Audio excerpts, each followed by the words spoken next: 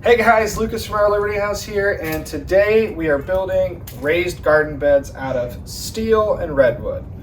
This whole project will only take you a couple hours. It's less than 75 bucks and it's going to last forever. We built 5 of these last year, and today we're going to go over this process, how we improved it, and some tips and tricks. So let's get going.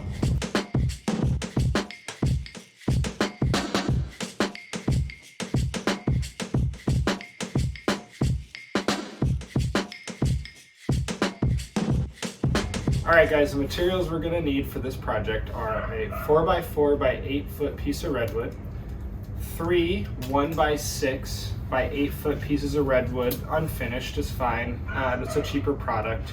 These will be for the caps, and then 1 12-foot sheet of galvanized steel roofing panels. They come 12 feet long, 26 inch wide, and one of those will build our 4x8 box. Alright, the process to build this starts with getting our tools and our materials ready. And then it's a quick 4-step process. Step 1, we're going to cut the 4x4s to size. Step 2, we're going to cut the sheet metal. Step 3, we're going to assemble all 4 sides. And then the 4th step will be assembling the caps and finishing it off. Let's get building.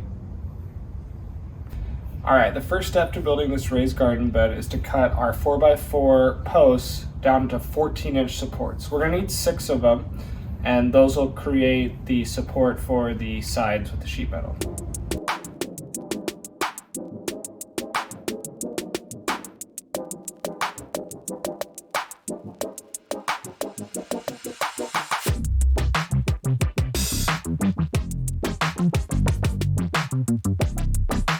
Alright, so the second step to building this garden bed is to start cutting our sheet metal down to size.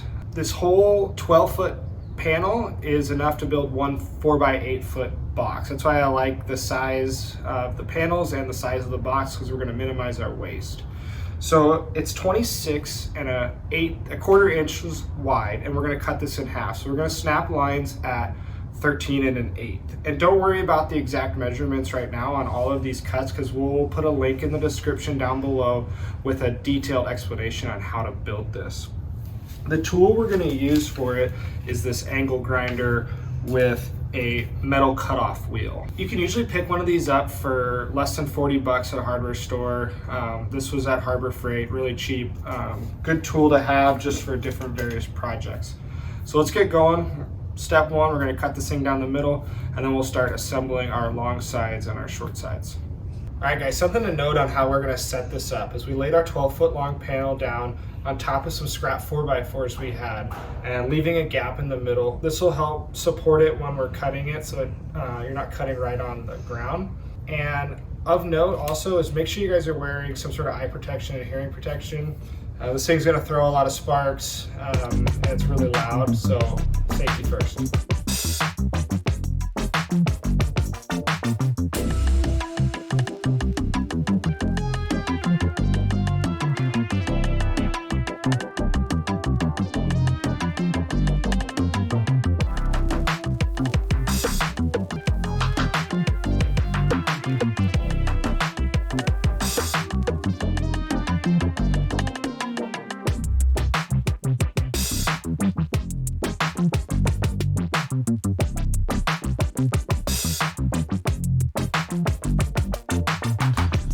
All right, now that we cut our steel in half, it's time to start cutting our long sides and our short sides.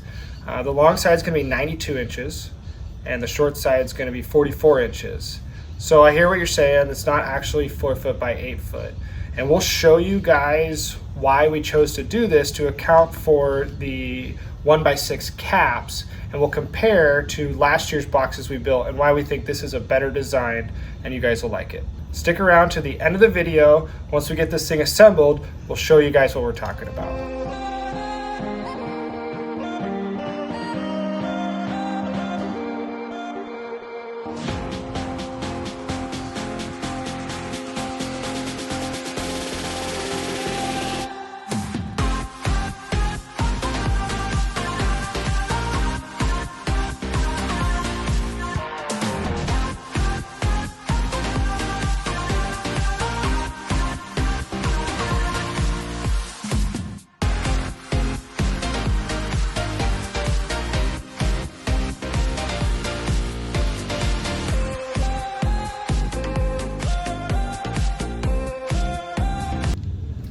All right, so we got the sheet metal sides cut down, and it's time to start assembling them and attaching them to our 4x4 posts. So this is the long side. You're gonna wanna lay your posts out, put one in the middle and one on each end, and then put your cut side of your metal towards the bottom where you're gonna have a little bit of an overhang that's gonna go down into the ground and create some extra support. And we're using these metal roofing screws that have a little bit of a washer to hold them down, and then a screw gun with the 1/4-inch hex bit. And they usually come with the package of screws you're gonna buy. We're gonna put 2 in each post, one at the top and one at the bottom. We'll just get in the middle here.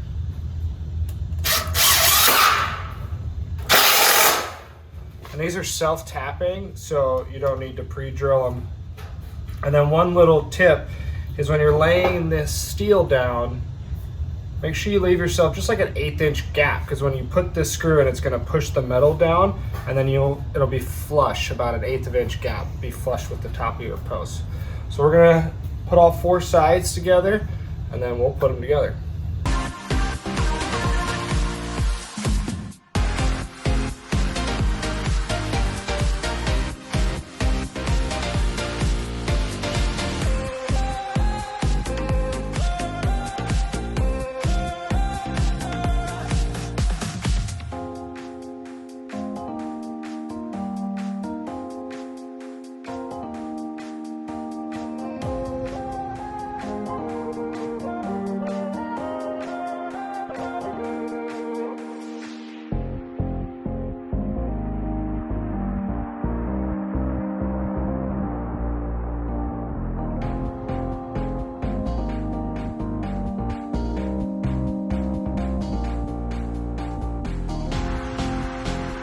All right guys, final step. Step 4, we got the sides, the sheet metal all screwed in, the box is made, it's nice and square. It's time to cut our 1x6 caps, 45s, and we'll kind of show you up close about how it's gonna look, and then we're good. All right, a little bit closer look at this. We're gonna cut these 8-foot long 1x6s at 45 degrees right here, and you can see the short sides will mesh up on 45s here. And little tip I like to do is I like to cut the long sides first, get those installed, and then we'll cut the 4-foot sections to measure, just to double check, because we want those seams nice and flush. It just looks a lot better.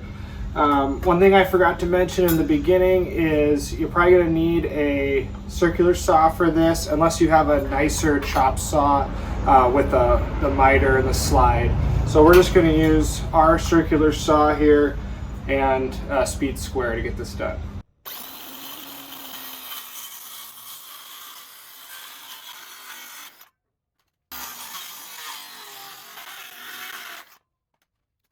All right, so we got the 45s cut for this long side, and I'm just going to install both ends, and I'll start my screw here. And we want to make sure that the corner of the cap is matched up with the inner corner of the 4x4. Nice straight line, cut a good 45.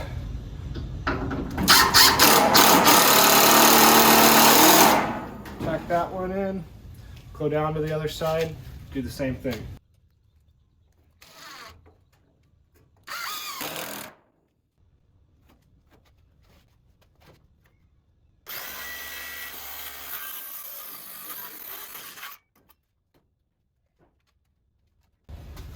All right, so we've got our long sides on. Now we're gonna cut these to fit, hopefully.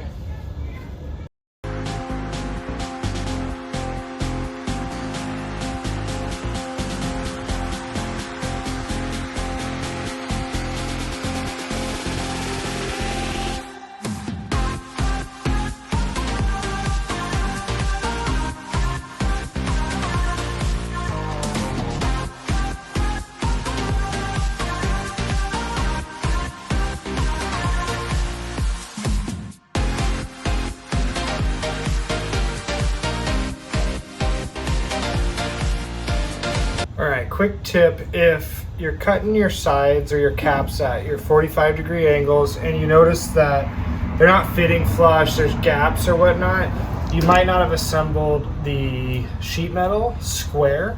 So you can always just pop these screws off on whatever side and adjust it. You know, you might need a little bit more of an overhang over here, you might need a little bit less, but if you really care about getting these seams lined up nice and tight, then you might have to just move around with the bottom.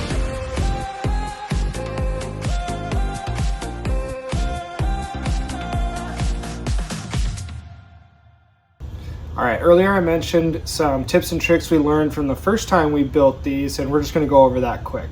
So we cut these boxes to be true 4 foot by 8 foot, not thinking about the caps. And these caps we're losing about 5.5 inches of growing space, and we have to fill dirt under here. So we're using more dirt and we can't really grow anything under here.